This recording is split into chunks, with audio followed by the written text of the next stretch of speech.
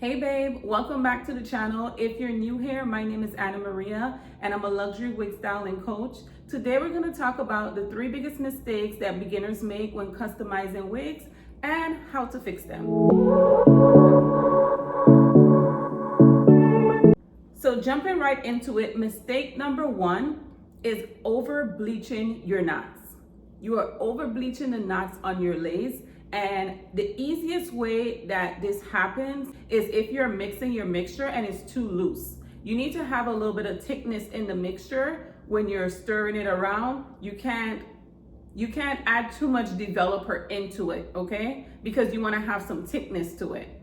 Also, when you're applying the mixture to your lace, you want to lightly apply the mixture so that it doesn't seep through the lace. Because what happens is you're bleaching the hair strands quicker than the knots can be processed, okay? So you need to make sure that the mixture is thick enough so that it's sitting on top of the knots and it's not going through and it's not penetrating. Now, granted, it is gonna still seep through, but if you have the mixture too loose, it's gonna go right through and it's gonna start processing the hair strands just as it's processing the knots, and you don't want that. You want it to sit on top of the knots, on top of the lace long enough so that it can process the knots and take its time. Now, the next thing that you need to know is do not process your bleach longer than 45 minutes. If you're going past 45 minutes and the knots have not lifted, that's a quality problem, okay? So you just want to check with your hair vendor to see if they have a higher quality lace that they can send you, and you can test that one out. But definitely do not go past 45 minutes. Something else that I can let you know is I use the BW2 bleaching powder or powder lightener, however you want to say it. I use the BW2 brand, okay? And you want to use developer. You can test between 30 and 40 developer, but like I said, make sure your mixture is thick enough.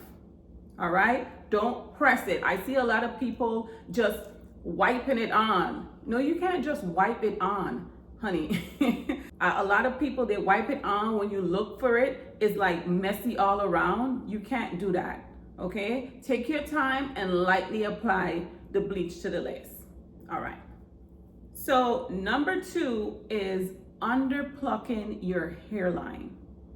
You are not plucking the hairline enough. Okay, and the biggest thing with this is when you're plucking your hairline and you finish and you reach to the front, go back and pluck again. Okay, I know it seems as if like you pluck a lot of hair out. I know it looks that way, but you have not plucked enough. Even for myself, when I'm plucking a hairline and I'm finished and I reach to the front, I go back and I pluck again, right? And inside of the tutorial, I show you that I went back and I plucked again. So I don't want you to believe that I just did the technique, came to the front and I was done. Absolutely not. So for me, I will go back, I will pluck again. If I'm styling the unit and I finish like flatten out my lace closure, right? When you flatten out the lace to the top, you already directed the hair backwards so you can have a clear vision of what you're looking at. If when I flatten out the closure and I'm looking at it and it looks like it needs to pluck again, I part it out and I start plucking again. That's the biggest thing about plucking a hairline. People believe that people are just like plucking and it's done. No, you gotta go back and you gotta pluck again, okay? So make sure you're going back into the hairline and you're plucking. Do not pluck the hair on something white. Okay, do not pluck the hair on something white. It's gonna look as if you're plucking a lot when you're not. You need to have just your regular canvas block and you pluck on that.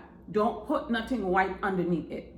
Also, make sure you have the right tweezers. Make sure you have a nice pointy tweezer and it's nice and flat, okay? So it's gripping the hair. And when you're gripping the hair, don't grip, like if this is the hair strand, could you see this pen? If this is the hair strand, make sure you're gripping down by the point. Don't be gripping, don't even grip right here. Grip down by the point. Because if you gripping the hair strands and you're pulling it, right, you're gonna pluck into the lace itself and you're gonna draw holes in the lace. Or if you're pulling it and you didn't even touch the lace, but you're pulling the hair strands too far away from the root, you're gonna pull tension on it and it's gonna pull holes in the lace. So be careful of that, okay? So when you're plucking the hairline, go back, pluck again, make sure you get the right tweezers, okay? And do not pluck on anything white. Pluck on your canvas black. And the final one is mistake number 3. Now, mistake number 3 is creating lifeless curls. A lot of your curls, when I look at your pictures, they don't have like body or volume. Could you believe that this unit was curled since Thanksgiving? It is December 20th. This unit have been curled since Thanksgiving. Like, I have not put curlers to it. And it's crazy because I went out the other night and I was supposed to recurl it, but I was running late. So I was like, you know what? The curls that's in there is gonna work. But you need to make sure that you're cutting layers into your units, okay? And if you have a wig and it don't have that much density, the best way to give it volume is adding layers. I know people don't like layers, but layers create the entire look.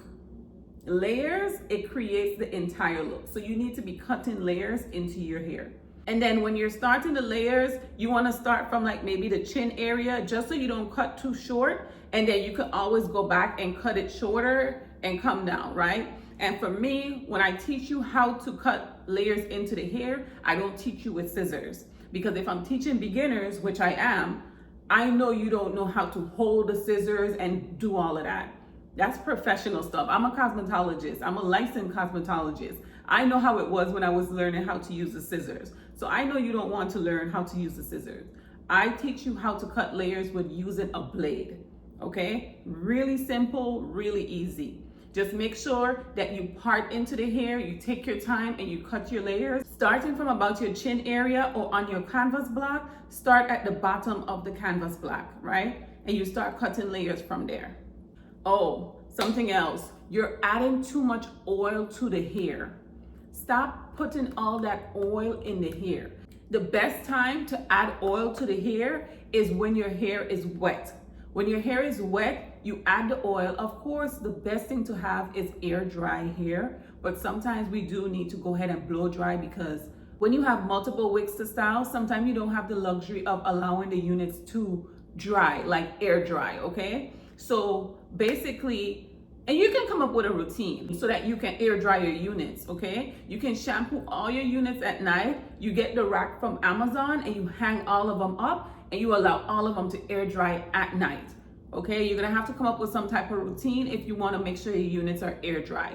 But air dry units provide the most beautiful styles. I don't know what it is. Well, I know what it is. It's less heat damaging the hair, and the fluffiness from being air dry, it caused the hair to have so much volume, so much body, so much life. But the same way, you can still create gorgeous curls and a gorgeous unit, even if you blow dry the hair. So add your oils to the hair while the hair is wet. Now, when you're styling the hair and you look at the hair strands, like you part a section out and you're about to curl and it looks a little bit dry, you add a tiny bit of oil, okay? You add a tiny bit of oil into your hands, you rub it into your hands really good, and you really like distribute that onto the hair strands, okay? But stop putting all that oil in the hair. You're weighing the hair down, okay? And that's causing your curls to look like lifeless. Don't do it.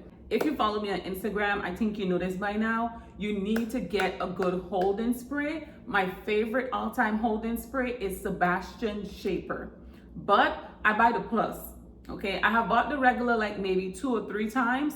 I absolutely love the plus. So you wanna get the Sebastian Shaper plus. That's the best one. I spray all my curls before I curl them, okay? You don't have to, but I'm extra. I think you know that by now, okay? I like when I curl the units, I like them to be really, really neat. So I spray all of them to keep every curl in place. Now, all of them don't be perfect, but you know, you get the picture of just trying to give a good presentation overall.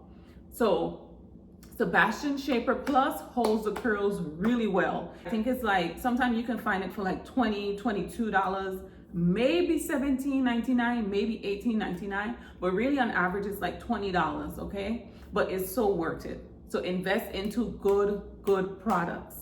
The last thing that I want to tell you about when you're curling the hair, you are curling the hair in the wrong direction. They're telling you to curl away from the face. You hear that. I know you hear this a lot. I don't say that. I say you curl towards the face, okay? That's giving better directions. You need to curl towards the face. And you wanna always try to part your hair out and create a technique for everything that you do. When you're bleaching the knots, you create a technique. When you're plucking the hairline, you create a technique. When you're curling the hair, you create a technique. You have a technique for everything that you do so that you can master it. Okay? Now, if you want to get into details and you want to see exactly how I do this, you know that you can go ahead and click the link down below and you can go ahead and join the VIP wig styling formula. I will show you this on video, step by step, and I break it down into bits and pieces. You're not gonna miss a flinch, okay? You can look at the reviews. The ladies absolutely love the tutorials. They love how I break things down and explain it in there. So, like I said before, if you could, go ahead and join the program. If you can't, try to use these tips and I hope they help. Let me know if they help in the comments and I'll talk to you in the next one. I won't make it easy for you now.